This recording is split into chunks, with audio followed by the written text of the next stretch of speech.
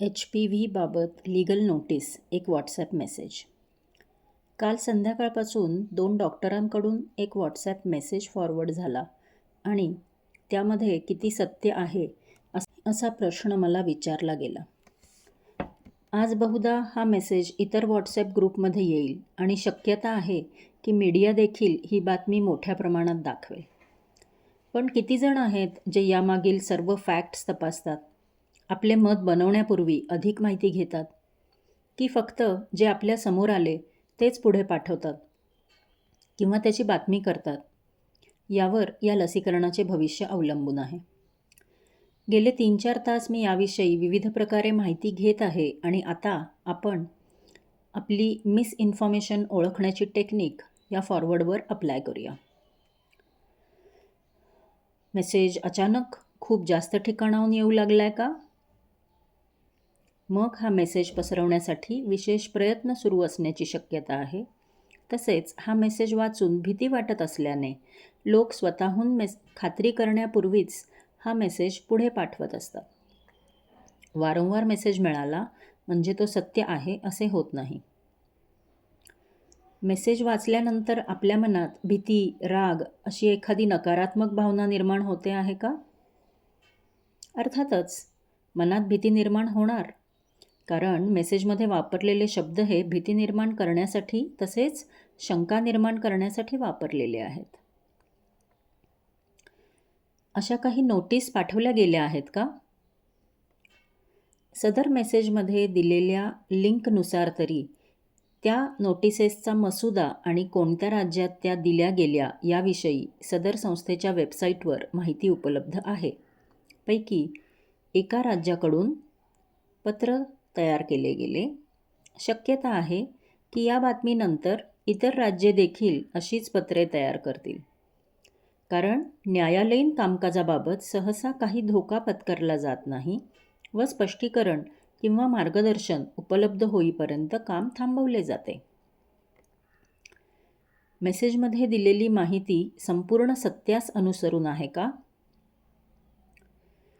मेसेजमध्ये खूप मोठा जय झाल्याबद्दल उल्लेख आहे, मात्र एखादी लीगल नोटीस देणे म्हणजे विजय झाला असे नसते. या 15 नोटीस 25 सप्टेंबर 2024च्या सुमारास पाठवल्या गेल्या होत्या आणि त्या नोटीसमध्ये लस देण्यापूर्वी पालकांकडून इन्फॉर्म्ड कन्सेंट घेण्याबाबत उल्लेख आहे. म्हणजेच लसीकरण देण्यापूर्वी लसीबाबतची सर्व माहिती आणि जर काही अवांछित परिणाम होणार असतील तर त्याबाबतची सर्व माहिती देऊन लसीकरणाची परवानगी घेण्याबाबत उल्लेख आहे. यासाठी काही पूर्वीच्या कोर्ट निर्णयांचा उल्लेख केलेला आहे. मात्र जो व्हॉट्सॲप मेसेज आहे त्यामध्ये याविषयी एकही शब्द लिहिलेला नाही आणि जे मुद्दे त्या मेसेजमध्ये उल्लेख केले आहेत ते नोटीसमध्ये नाहीत. तसेच नोटीसमध्ये लसीकरणानंतर संभाव्य अवांछित परिणामांना खूप प्रसिद्धी देण्याबाबत मागणी आहे. अशी माहिती सर्व पब्लिक डोमेनवर उपलब्ध आत्ताही आहे. ही माहिती समजून घेण्याची क्षमता शिक्षित लोकांमध्येही पुरेसी नसते. त्यामुळे ही क्षमता देखील लोकांमध्ये निर्माण करण्याबाबत यामध्ये काही उल्लेख नाही. तसे नसते तर डॉक्टरांनी पॅन्डेमिकमधील लस टाळली नसती. ट्विटरवरील मेसेजमध्ये एक सरकारी पत्र आहे. ते काय आहे? बहुधा सदर नोटीस प्राप्त झाल्यानंतर हरियाणामधील डेप्युटी डायरेक्टर यांनी इतर सामाजिक संस्थांमार्फत HPVचे जे लसीकरण सत्र चालवले जाते ते सत्र थांबवण्याविषयी दिलेली ती सूचना आहे. कोणत्याही पत्रामध्ये असते त्यानुसार प्राप्त नोटीसमधील काही वाक्ये त्यांनी सुरुवातीला वापरली आहेत. याचा अर्थ ती लस असुरक्षित आहे असे नाही. सिरम इन्स्टिट्यूटची लस ही एखादी नवी लस आहे का?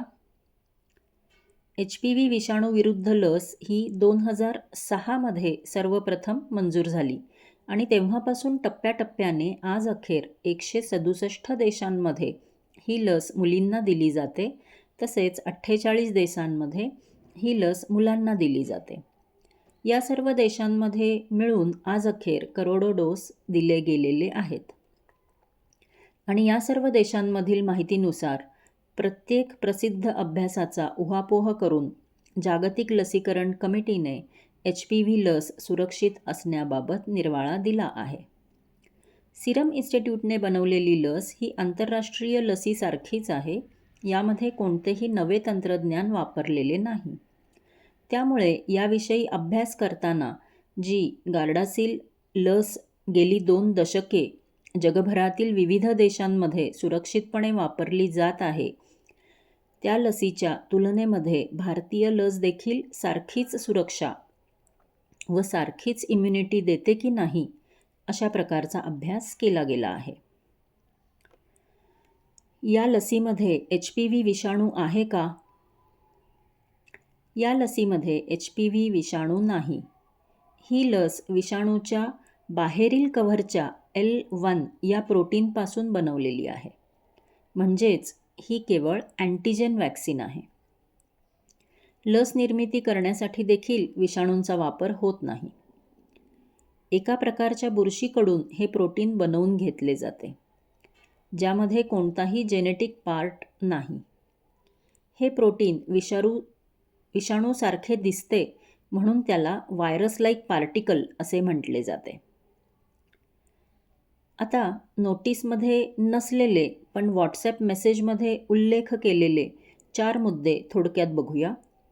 या संदर्भात विविध लिंक्स मी डिस्क्रिप्शनमध्येही देईन, जेणेकरून तुम्ही देखील अधिक माहिती घेऊ शकाल. सरकारने ही लस राष्ट्रीय कार्यक्रमासाठी नाकारली कारण ही धोकादायक आहे. हे खरे आहे का? याविषयी सर्च केल्यानंतर कोणतीही बातमी किंवा माहिती उपलब्ध झाली नाही.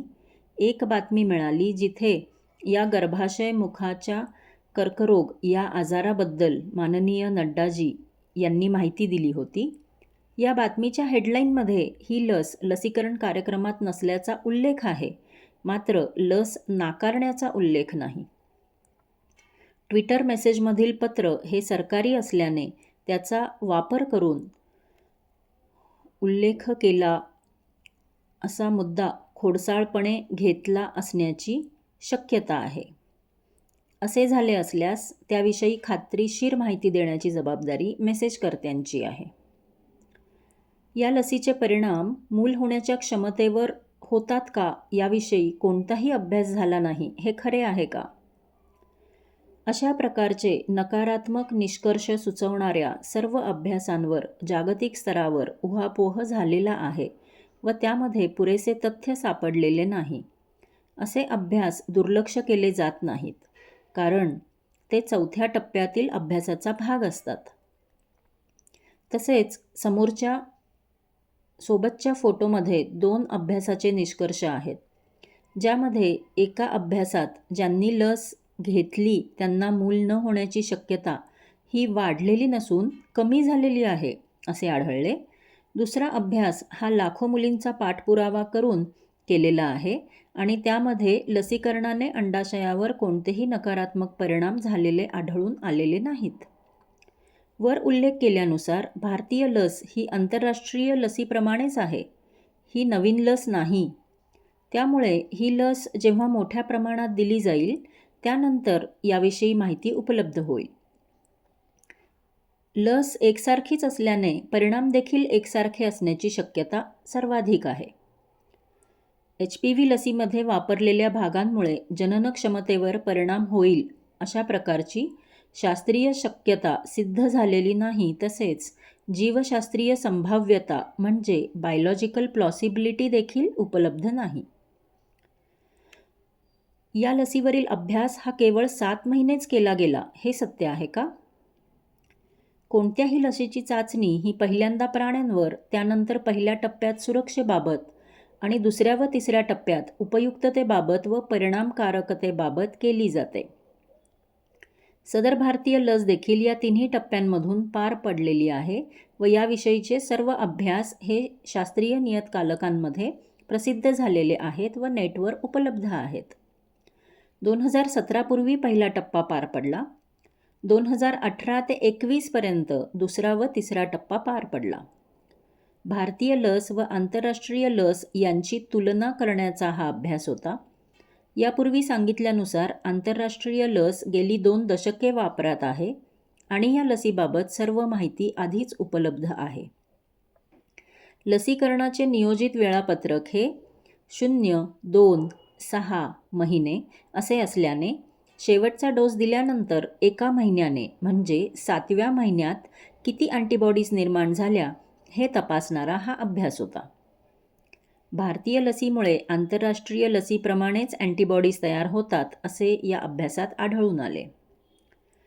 आंतरराष्ट्रीय लस ही महाग असल्याने सरकारकडून उपलब्ध करून देणे अवघड आहे. त्यामुळे त्या लसी इतकीच प्रभावी व सुरक्षित असलेली व त्या तंत्रज्ञानाने बनवलेली भारतीय लस ही तुलनेने स्वस्त असल्याने सरकारकडून प्राप्त होणे शक्य आहे. लहानपणी घेतलेली लस मोठ्या वयात कर्करोगापासून वाचवेल यासाठी कोणताही पुरावा उपलब्ध नाही, हे सत्य आहे का?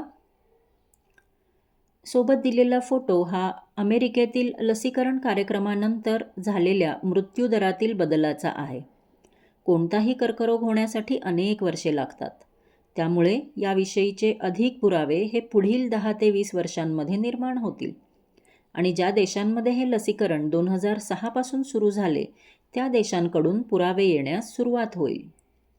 सोबतच्या फोटोमध्ये दाखवले आहे की लसीकरण सुरू झाल्यानंतर 10 वर्षाच्या कालावधीनंतर 25 वर्षाखालील ज्या मुलींना लवकर कर्करोग होत होता व त्या मृत्यू पावत होत्या याचे देशस्तरावरील प्रमाण कमी झाले आहे. अपेक्षा होती की पिवळ्या रंगाच्या रेषेप्रमाणे हे दर कमी येतील, मात्र हे दर कमी होण्याचे प्रमाण हे अपेक्षेहून अधिक आहे, म्हणजेच लस उपयुक्त आहे. सध्या लसीमुळे पहिल्या टप्प्यातील कर्करोग ज्याला CIS म्हणतात याचे प्रमाण कमी झाल्याविषयी अभ्यास उपलब्ध आहेत. म्हणजेच कर्करोगाचा पहिला टप्पा जर टाळला जात असेल तर पुढील टप्पे देखील टाळले जाण्याची शक्यता ही जास्त आहे. यामध्ये बऱ्याच डॉक्टरांचा देखील उल्लेख आहे. मग कोणते डॉक्टर खरे समजायचे? जेव्हा आरोग्यविषयक निर्णय घ्यायचे असतात त्यावेळेला एकट्या डॉक्टरांचा सल्ला ऐकण्याऐवजी मान्यताप्राप्त व खात्रीशीर संस्थांकडून जी माहिती उपलब्ध करून दिली जाते तसेच जे अभ्यास हे मेटा ॲनालिसिस सारखे असतात त्यावर अधिक विश्वास ठेवावा. जे परिस्थितीबाबत सर्व माहिती न सांगता फक्त आपल्या सोयीची माहिती तेवढीच सांगून आपला मुद्दा पुढे सरकवतात त्याबाबत थोडे सावधान असावे. मेसेजकर्त्यांचे म्हणणे असेही आहे की या विषाणूमुळे कॅन्सर होतच नाही. जी बाब गेली अनेक दशके सिद्ध झालेली आहे त्या बाबीबाबतच शंका निर्माण करून संभ्रम वाढवल्याने लसीकरण कार्यक्रमावर नकारात्मक परिणाम नक्कीच होतील. सर्व डॉक्टरांना प्रत्येक शास्त्रीय अभ्यासामधील योग्य व अयोग्य बाबी समजून घेऊन त्याचा उहापोह करण्याच्या बाबत एकसारखी क्षमता असेल असे नाही. सर्व डॉक्टर कॉन्स्पिरसी थेअरी म्हणजे ज्यामध्ये सरकार व फार्मा कंपन्या लोकांचे नुकसान करणार आहेत असा विश्वास असतो ते अमान्य करतात असेही नाही. आपण अशा कटापासून लोकांना वाचवून त्यांचे भले करणार आहोत असाही अनेकांचा समज असू शकतो. त्यामुळे सध्या संपूर्ण डॉक्टर कम्युनिटी ही संभ्रमात असू शकते कारण त्यांच्यावर सर्वाधिक जबाबदारी आहे. त्यामुळे याविषयी अधिक माहिती मिळवणे हाच मनातील भीती दूर करण्याचा प्रभावी उपाय आहे. अशावेळी एखादा मेसेज वाचून किंवा एखादा व्हिडिओ बघून निर्माण झालेल्या नकारात्मक भावनांच्या भरात कोणताही निर्णय घ्यायचा नाही, थोडी वाट बघायची, याविषयी अधिक माहिती मिळवायची. तसेच आपल्या मनात जे प्रश्न उपलब्ध होतात त्याविषयी देखील तज्ज्ञांकडून अधिक माहिती मिळवायची. योग्य माहिती ही नेहमीच भीतीला दूर करते तसेच निर्णय घेण्याची क्षमता निर्माण करते. तुम्ही आपल्या मुलीला लस दिली असेल तर घाबरू नका. तुमचा निर्णय चुकलेला नाही. मुलीच्या जननक्षमतेवर नकारात्मक परिणाम होतील असे कोणतेही पुरावे गेल्या 2 दशकात निर्माण झालेले नाहीत. तुम्ही डॉक्टर असाल आणि तुम्ही आपल्या रुग्णांना लस घेण्याचा सल्ला दिला असेल तरीही संभ्रमात राहू नका. याबाबत खूप सारी माहिती उपलब्ध आहे. भारतीय लस नवीन नाही. ती गार्डासिल लसीसारखीच असल्याने त्या संदर्भातले अभ्यास तुम्हाला निर्णय घेण्यासाठी सहाय्य करतील. लसीकरण सुरू झाल्यानंतर अशा बातम्या मोठ्या प्रमाणात निर्माण होणार याची पूर्वकल्पना असल्याने मी याविषयी 2 वर्षांपासून लिहिणे सुरू केले होते. तुमच्या मनातील सर्व प्रश्नांचे स्वागत आहे. टप्प्याटप्प्याने त्यांची उत्तरे नक्कीच देईन आणि त्यासाठी योग्य शास्त्रीय माहिती नक्कीच मिळवेन.